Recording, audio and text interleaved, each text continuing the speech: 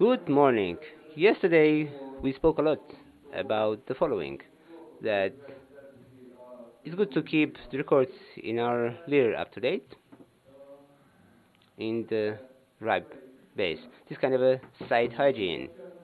In particular, I did this in spring of this year and faced several problems, which might be also interesting for you to know. It's like kind of how to come up to editing your records. To do this through web, you need to be registered as user on the RIPE site, and your entry should be connected with your Liro account in RIPE. You can get registered on your own. When you get registered and you enter your profile, on the left side you will see the services that you are registered is Lear portal, and that doesn't mean anything. If you try to enter Lear portal, you will have access denied. You need to do the following so that your access is connected to Lear portal account. I'll speak about it a bit later. I want to also say the following, that in your account it says change your address. It's not like address, it's your login. And if you change it, then the old login, so it will be hard to get to the older login if absolutely possible. So I do not recommend doing this. It's hard to get this address back. The old one. Now about the connection of the account with the Lear portal. A week or two ago, RIPE made quite a useful thing on the web. It connected Lear contacts with user accounts. Before that, everything was a bit worse. And whatever I was talking about, probably you knew about it, and it was dull. Then I recommend that you enter Lear portal and try to work dialogue with wizard of the portal, which will allow you to connect to Lear portal with user account. Frankly speaking, how the access is connected to RIPE sites with Lear portal. There are two ways of doing it. First is simple, and the second is the only possible. The simple is if in your Lear there is someone with admin rights. Here you see the admin rights.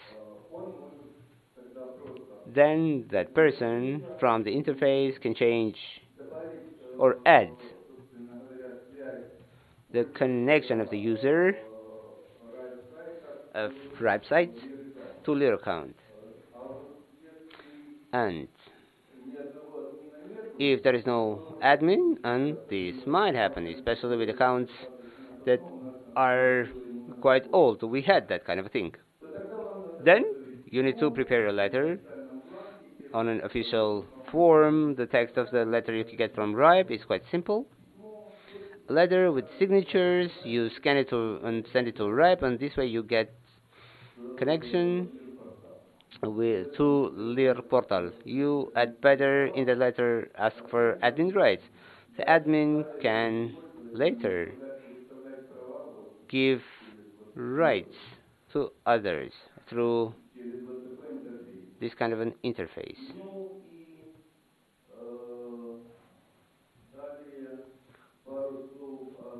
Then a couple of words about the RIPE base. I understand that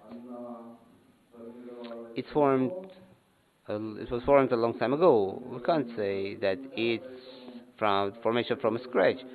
It's about normalization. So it's hard to speak about the normalization, especially when we look at the base from outside. That's why. So we need to take care about this setup on our own. I solved this problem in a simple way. Other objects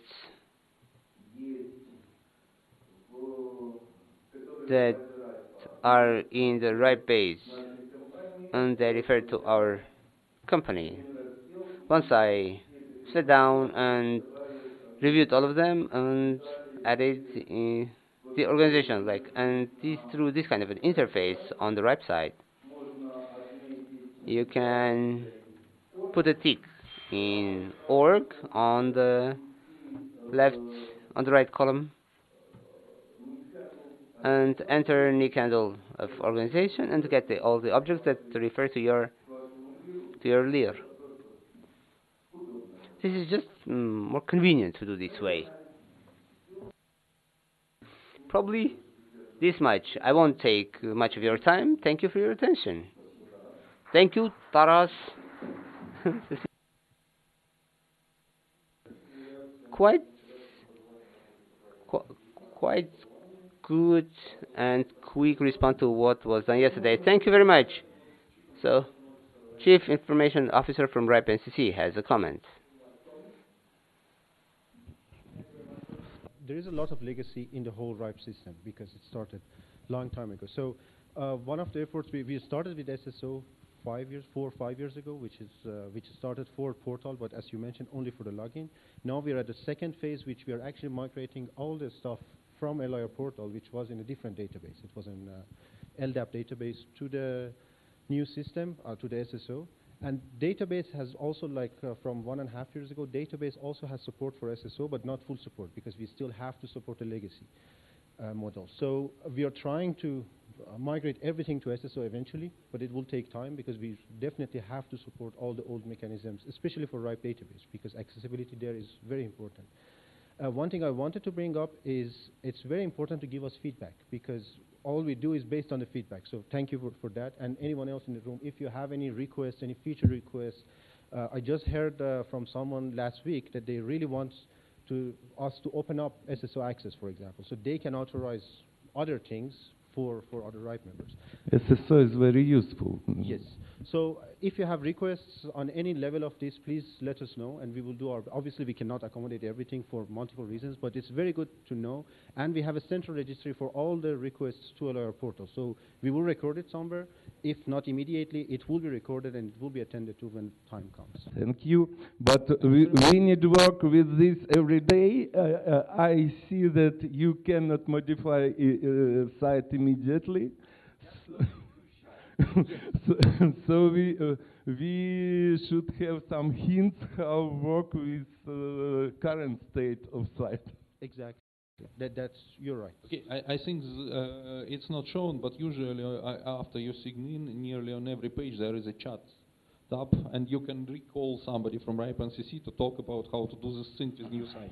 So yes. Yes, but to talk from experience, especially RIPE database authentication, if you want to get into that, it's very complex, and we are very well aware of that. Somewhere on our website there is a chart. It's really complex.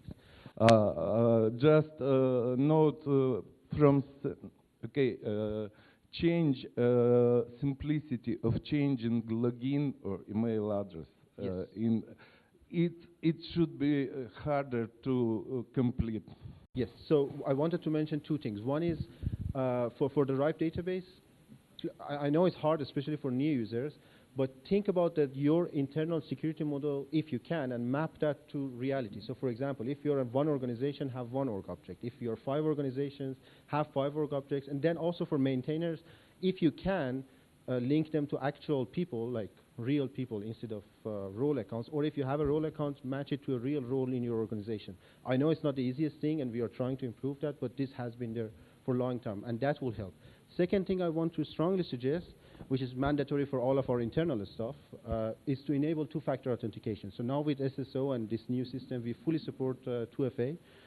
Please enable that. It's very simple. You will get a second code on your mobile phone, but especially nowadays with the scarcity of resources and all that attacks we see on the resource system. I use the 2-step authentication. Thank you very much. Thank you very much, Taras.